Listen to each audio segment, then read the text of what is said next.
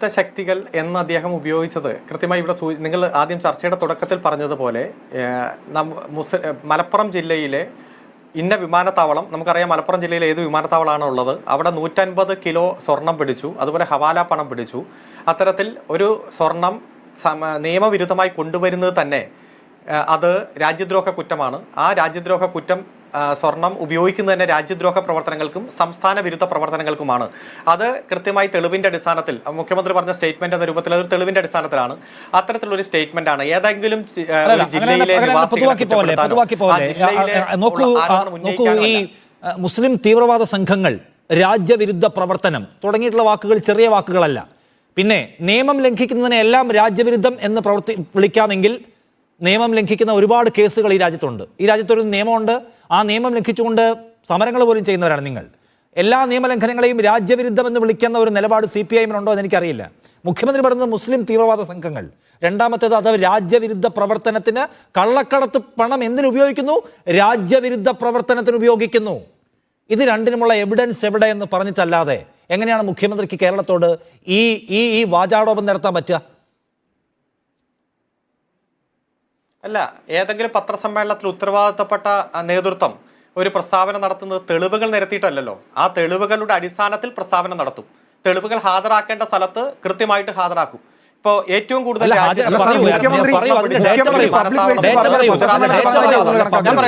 തെളിവുകൾ ഹാജരാക്കേണ്ട സ്ഥലത്ത് എന്ന് പറയുമ്പോൾ ഡേറ്റ പറയൂ. ഡേറ്റ ഉണ്ടെങ്കിൽ പറയൂ. നിങ്ങളുടെ കയ്യിൽ ഈ പറയുന്ന ഏത് കള്ളക്കടത്ത് സംഘത്തെയാണ് രാജ്യവിരുദ്ധ പ്രവർത്തനം എന്നതിന്റെ പേരിൽ കൂടി ഇവിടെ FIR ഉള്ളത്? ഏറ്റവും അവസാനം നമുക്കറിയാവുന്ന തിരുവനന്തപുരത്തെ സ്വർണ്ണക്കള്ളക്കടത്ത് കേസിൽ ഇവിടെ NIA വന്നൊരു കേസ് ഇട്ടിട്ട് അതിലൊരു തെളിവ് സമാഹരിക്കാൻ കഴിയാതെ സകലരും പുറത്തിറങ്ങിപ്പോയ കേസാണ് അവസാനത്തെ നമ്മുടെ ഓർമ്മയിലുള്ളത്. ഒരു പ്രസിഡൻസും നമ്മുടെ മുമ്പിൽ ഇല്ലാതിരിക്കെ ഇവിടെ രാജ്യവിരുദ്ധ പ്രവർത്തനത്തിന് മലപ്പുറത്തെ കള്ളപ്പണം ഉപയോഗിക്കുന്നു എന്നതിന് മുഖ്യമന്ത്രി ഏതെങ്കിലും ഒരു പോലീസ് കേസിന്റെ കോടതി ഉത്തരവിന്റെ ബലം മുഖ്യമന്ത്രിയുടെ ആ വാദത്തിനുണ്ടോ എന്നാണ് എൻ്റെ ചോദ്യം. ഞാൻ പറയാം. ഇവിടെ ഈ രാജ്യത്ത് ഏറ്റവും കൂടുതൽ കള്ളക്കടത്ത് നടക്കുന്ന ഒരു വിമാനത്താവളം ഗുജറാത്തിലെ അഹമ്മദാബാദിലെ വിമാനത്താവളമാണ്. പക്ഷേ അതിന്റെ വാർത്ത വരുമ്പോൾ നമ്മൾ ഇന്ന വിമാനത്താവളത്തിൽ പിടിച്ചു എന്നല്ല, ഗുജറാത്തിൽ ഇത്ര സ്വർണം പിടിച്ചു എന്നതാണ്. ഏറ്റവും കൂടുതൽ മയക്കുമരുന്ന് വന്ന ഒരു തുറമുഖം ഗുജറാത്തിലെ തുറമുഖം.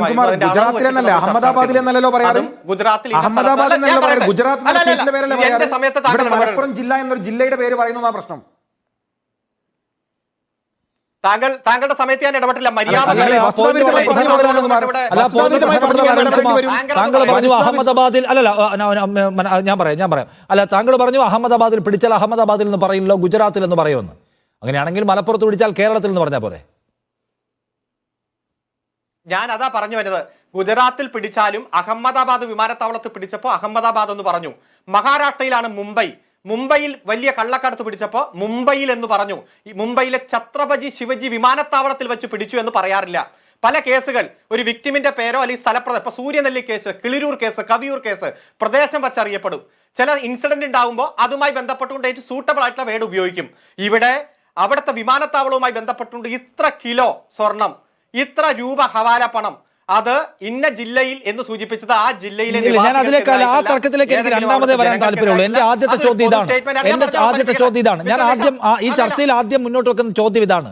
ഈ പിടിക്കപ്പെട്ട പണം മലപ്പുറം ജില്ലയിൽ മാത്രം പിടിക്കപ്പെടുന്നതല്ല, തിരുവനന്തപുരത്തും എറണാകുളത്തും ഡൽഹിയിലും എല്ലായിടത്തും ഉണ്ട്. നിങ്ങൾ ആദ്യം പറഞ്ഞത് എന്താണ്? മുസ്ലിം എക്സ്ട്രീമിസ്റ്റുകൾ രാജ്യവിരുദ്ധ പ്രവർത്തനത്തിന് കള്ളപ്പണം ഉപയോഗിക്കുന്നു, സ്വർണം കടത്തിയ കാശ് ഉപയോഗിക്കുന്നു. അതിന്റെ ഡേറ്റ എവിടെ എന്നാണ് എൻ്റെ ചോദ്യം.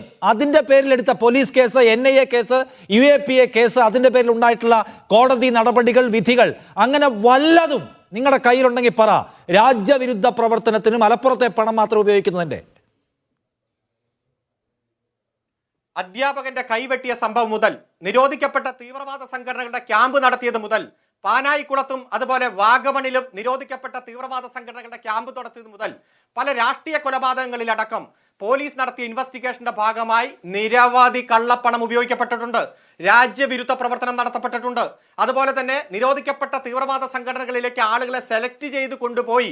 ഇനി മലപ്പുറത്തെ കള്ളപ്പണ കേസിൽ പിടിക്കപ്പെട്ട ആളുകൾ, എന്റെ ചോദ്യം ഇതാണ്. മലപ്പുറത്തെ കള്ളപ്പണ കേസിൽ പിടിക്കപ്പെട്ടവർ, സ്വർണ്ണ കള്ളക്കടത്ത് കേസിൽ പിടിക്കപ്പെട്ടവർ അവർ എത്ര പേർ രാജ്യവിരുദ്ധ സംഘങ്ങളുമായി കണക്റ്റഡ് ആണ് എന്ന പേരിൽ അകത്തു പോയിട്ടുണ്ട്?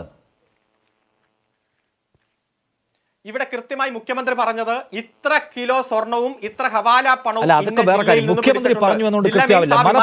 എന്റെ ചോദ്യം അതല്ല. അത്തരത്തിലുള്ള അല്ലല്ല, നിങ്ങൾ അവിടെ കൈവെട്ട് കേസ്, ഇവിടെ ഈ കേസ്, ഇതിലെല്ലാം കള്ളപ്പണമുണ്ട്. അല്ല, നിങ്ങൾ ഇത് പറയൂ. നിങ്ങൾ എന്തിനാ അവിടെ കൈവെട്ട് കേസിൽ പോയിട്ടുണ്ട്? ഇവിടെ എന്റെ ചോദ്യം അതല്ല. മലപ്പുറത്ത് ഇത്ര കേസ് പിടിക്കപ്പെട്ടല്ലോ.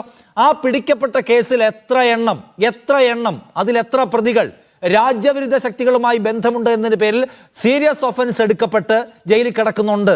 കോടതി വിധികൾ വന്നിട്ടുണ്ട്. കുറെ 5 വർഷമായല്ലോ നിങ്ങൾ ഈ പരിപാടി തുടങ്ങിയിട്ട്. 5 വർഷമായി മുസ്ലിം തീവ്രവാദ സംഘങ്ങൾക്കെതിരെ പ്രവർത്തിക്കുകയാണ്.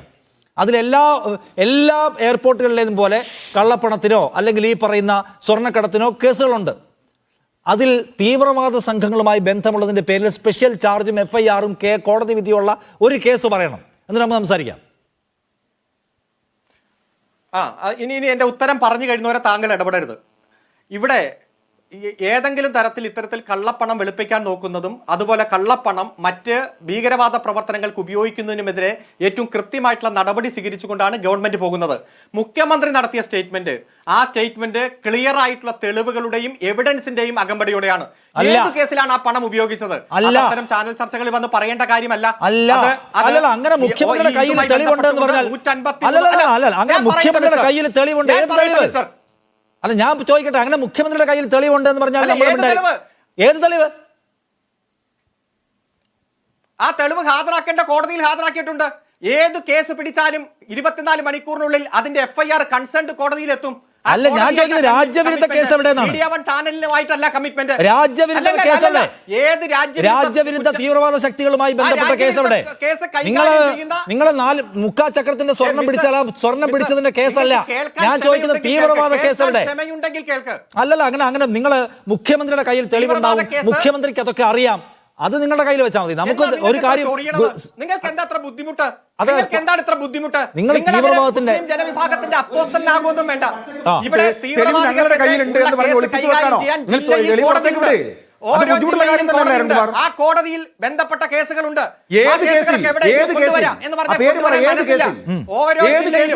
UAPA കേസുകൾ കൈകാര്യം ചെയ്യുന്ന തീവ്രവാദ വിരുദ്ധ കേസുകൾ കൈകാര്യം ചെയ്യുന്ന നിങ്ങൾ പറയുന്ന ഏതെങ്കിലും കൊള്ള സംഘം എന്ന് പറയപ്പെടുന്നവർ ഗോൾഡ് സ്മഗ്ലിംഗ് നടത്തിയത് രാജ്യവിരുദ്ധ പ്രവർത്തനത്തിന് ഉപയോഗിച്ചുവെങ്കിൽ മുഖ്യമന്ത്രി ഒരു സ്റ്റേറ്റ്മെന്റ് പറഞ്ഞു ഇതെല്ലാം കള്ളമാണെന്നല്ല, കൃത്യമായിട്ടുള്ള തെളിവ് കോടതിയിലുണ്ട്. എന്റെ ചോദ്യം, നിങ്ങൾ മലപ്പുറത്തെയോ ഡൽഹിയിലോ എവിടെന്നെങ്കിലും കള്ളക്കടത്ത് പിടിച്ചോ? അതിനൊന്നും പ്രശ്നമില്ല. പക്ഷെ ഈ മലപ്പുറത്തെ സ്വർണ്ണക്കടത്ത് മാത്രം രാജ്യവിരുദ്ധ പ്രവർത്തനത്തിന് പൈസ കൊടുക്കാനുള്ള ഏർപ്പാടാണ് എന്ന് പറയുന്നുണ്ടല്ലോ. അങ്ങനത്തെ കേസ് വല്ല ഉണ്ടേ പറ. ഏത് കോടതിയിലുണ്ട്? തീവ്രവാദത്തിന് ചാർജ് ഷീറ്റ് ഇട്ട ഒരെണ്ണം പറ. അല്ലെങ്കിൽ ഈ പറഞ്ഞ രാജ്യവിരുദ്ധ ശക്തികളുമായി ബന്ധമുള്ള UAPA ഉള്ള കേസ്, NIA കേസ് ഉള്ളതുകൊണ്ടേ പറ. NIA പറഞ്ഞല്ലോ ഇതിനൊക്കെ. എത്ര സ്വർണ്ണക്കള്ളക്കടത്തുകാർ രാജ്യവിരുദ്ധ ശക്തികളുമായി ബന്ധപ്പെട്ടതിന്റെ പേരിൽ NIA കേസുണ്ട്. അല്ലാതെ മുഖ്യമന്ത്രി വെറുതെ ഡയലോഗ് അടിച്ചാൽ പോരല്ലോ. നമ്മുടെ മുമ്പിൽ ഏതൊക്കെ കേസുണ്ട്? ഇതിന് മുഴുവൻ പത്രവാർത്തകൾ പോലും ഉണ്ട്. നിങ്ങൾ പറ, ഏത് കേസാണ് തീവ്രവാദ ബന്ധമുള്ളത്? അല്ല, താങ്കൾക്ക് കേൾക്കാൻ പറ്റുമെങ്കിൽ കേൾക്ക്. ഞാൻ പറഞ്ഞു തുടങ്ങുമ്പോഴേക്കും ഇടപെട്ട് ബുദ്ധിമുട്ടുണ്ടാക്കരുത്. ഏത് ജില്ലയിലായാലും ഇത്തരത്തിൽ കള്ളപ്പണവുമായി ബന്ധപ്പെട്ടുകൊണ്ടോ കള്ളക്കടത്തുമായി ബന്ധപ്പെട്ടുകൊണ്ടുള്ള കേസ് പിടിക്കപ്പെട്ടാൽ ആ ജില്ലയിൽ ഇത്തരം കേസ് കൈകാര്യം ചെയ്യുന്ന, അതുപോലെ കള്ളക്കടത്തുമായി ബന്ധപ്പെട്ടുകൊണ്ടുള്ള കൈകാര്യം ചെയ്യുന്ന കോടതിയുണ്ട്. ആ കോടതിയിലാണ് FIR ഹാജരാക്കേണ്ടത്. FIR ഹാജരാക്കുമ്പോൾ അതിന്റെ ജൂരിസ്ഡിക്ഷനുള്ള കോടതി അതിന്റെ വിചാരണ ഘട്ടങ്ങളുമായി പോകും. ഇവിടെ 153 കിലോ സ്വർണം പിടിച്ചു എന്ന് പറയുമ്പോൾ അതിന്റെ ഓരോ ഇൻസിഡന്റിനും ആ രജിസ്റ്റർ ചെയ്ത കേസും ഇൻവെസ്റ്റിഗേഷൻ റിപ്പോർട്ടും കേസ് ഡയറിയും എല്ലാം അതാത് ജില്ലകളിലെ ജൂരിസ്ഡിക്ഷണൽ കോടതിയിലുണ്ട്. നിങ്ങൾ ഏത് കേസ് നമ്പർ, ഏത് കേസ് എന്ന് പറഞ്ഞാൽ ആ ഡേറ്റ് വെച്ച് ക്രൈം നമ്പർ വെച്ച് നോക്കിയാൽ കൃത്യമായിട്ട് കിട്ടും. ഇത്തരം വസ്തുതാപരമായിട്ടുള്ള തെളിവുകളുടെ അടിസ്ഥാനത്തിൽ മാത്രമേ മുഖ്യമന്ത്രി പ്രസ്താവന നടത്തൂ. നിങ്ങൾക്ക് കേസുണ്ടോ ഇത്രയും സ്വർണം പിടിച്ചില്ല എന്ന്, ഇത്രയും ഹവാല പണം പിടിച്ചില്ല എന്ന് കേസുണ്ടോ? നിങ്ങൾ